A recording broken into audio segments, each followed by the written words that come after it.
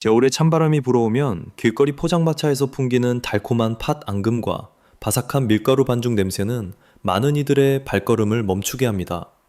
노릇하게 구워진 붕어빵은 우리에게 익숙한 겨울철 대표 간식이자 소박하지만 따뜻한 행복을 선사하는 추억의 상징이기도 합니다. 하지만 이 붕어빵이 단순한 먹거리를 넘어 한국 근현대사의 중요한 전환점마다 서민들의 삶과 함께해온 물질 문화의 보고라는 사실을 아는 이는 많지 않습니다. 붕어빵의 기원을 거슬러 올라가면 20세기 초 일본에서 시작된 타이야키라는 길거리 음식을 만나게 됩니다. 붕어 모양 틀에 밀가루 반죽과 팥 앙금을 넣어 굽는 타이야키는 메이지 시대 후반 일본 서민들 사이에서 큰 인기를 끌었으며 특히 도미가 귀한 생선이었기에 그 모양을 본떠 만든 타이야키는 더욱 특별한 의미를 가졌습니다. 이러한 타이야키가 한반도에 전해진 것은 일제강점기였습니다. 일본식 제과 기술과 식문화가 한국으로 유입되는 과정에서 타이야키는 자연스럽게 한국 땅을 밟게 되었습니다. 당시 한반도에는 현대적인 제과 기술이나 밀가루 음식이 보편화되지 않았던 터라 붕어빵과 같은 새로운 형태의 간식은 신선한 충격으로 다가왔습니다.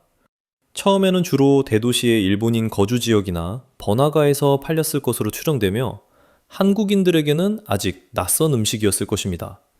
하지만 점차 한국인 상인들이 이 기술을 습득하고 한국인의 입맛에 맞게 재료와 조리법을 조금씩 변형하기 시작하면서 붕어빵은 한국 사회에 스며들기 시작했습니다. 초기 붕어빵은 지금처럼 노점에서 쉽게 구할 수 있는 흔한 간식이 아니었습니다. 특히 해방 이후와 한국 전쟁을 겪으면서 한국 사회는 극심한 혼란과 빈곤에 시달렸습니다.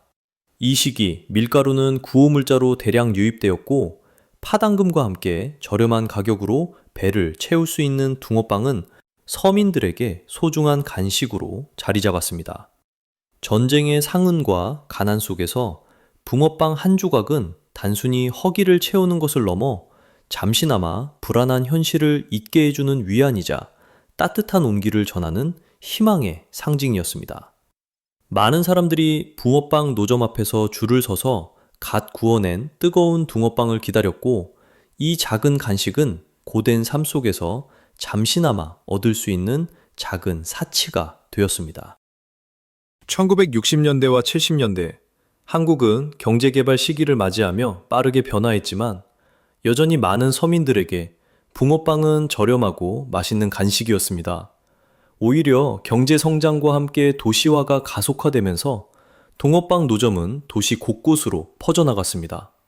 학교 앞, 시장 골목, 버스 정류장 등 사람들이 모이는 곳마다 붕어빵 굽는 냄새가 진동했고 퇴근길 아버지의 손에 들린 붕어빵은 가족의 소박한 행복을 상징하는 그림이 되었습니다. 이 시기 붕어빵은 단순히 배를 채우는 것을 넘어 가족 간의 정을 나누고 이웃과 소통하는 매개체 역할을 톡톡히 해냈습니다. 하지만 1980년대 후반부터 90년대에 접어들면서 붕어빵의 위상에도 변화가 찾아왔습니다.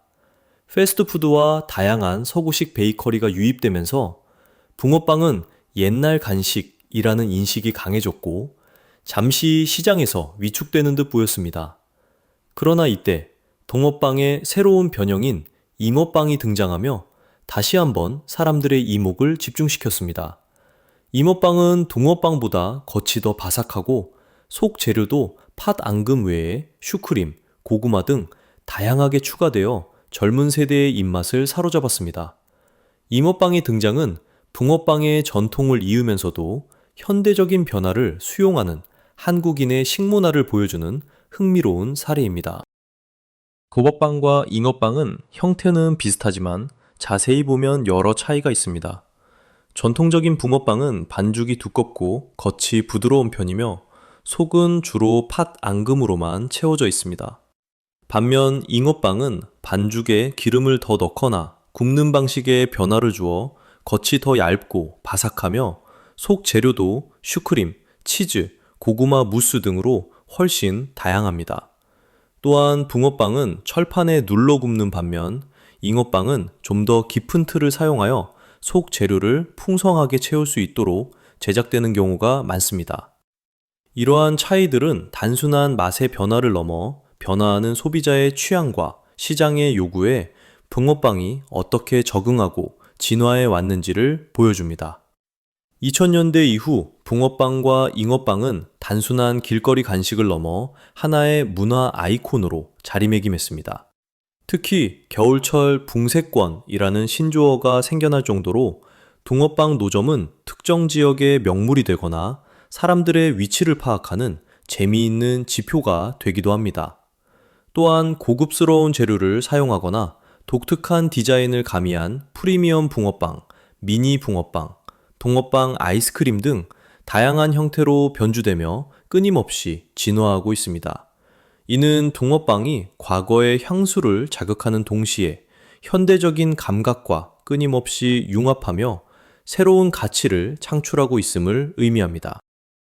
붕어빵은 단순히 배를 채우는 간식을 넘어 우리 사회의 경제적, 문화적 변화를 반영하는 거울과도 같습니다. 일제강점기의 유입과 한국전쟁 이후의 빈곤, 경제성장기의 서민 간식, 그리고 현대의 문화 아이콘에 이르기까지 붕어빵은 한국인의 삶의 궤적과 함께하며 시대의 애환과 기쁨을 고스란히 담아냈습니다.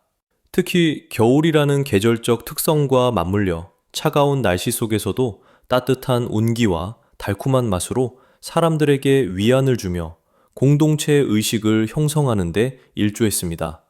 붕어빵을 기다리며 나누는 짧은 대화, 함께 나눠 먹는 따뜻한 간식은 단순한 먹거리를 넘어 따뜻한 인간미를 상징합니다. 붕어빵은 우리에게 과거의 향수를 불러일으키는 동시에 급변하는 사회 속에서도 변치 않는 소중한 가치를 일깨워줍니다. 힘든 시절을 함께 견뎌낸 서민들의 소울푸드로서, 그리고 오늘날 다양한 형태로 진화하며 끊임없이 새로운 이야기를 만들어가는 현재 진행형 문화유산으로서 붕어빵과 잉어빵은 그 자체로 의미가 깊습니다. 앞으로도 이 작고 따뜻한 간식은 한국인의 겨울을 더욱 풍성하고 정겹게 만들어줄 것입니다.